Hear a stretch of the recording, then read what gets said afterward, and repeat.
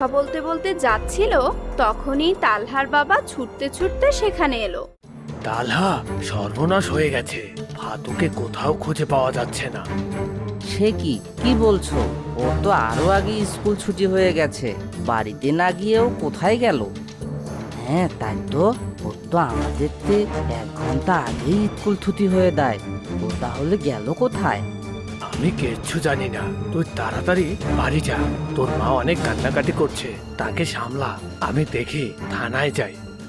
বাবার কথা শুনে আর এক মুহূর্ত দেরি না করে তালহা সবুজকে সঙ্গে করে বাড়িতে ফিরে গেল। বাবা তালহা, তুই এসেছিস? আয় বাবা। কিন্তু ফাতু যে এখনো ফিরে এলো না। আমার ছেলেটা যে কোথায় গেল? কেঁদো না মা, আমি যে করেই হোক আমার ভাইকে ফিরিয়ে নিয়ে আসবো।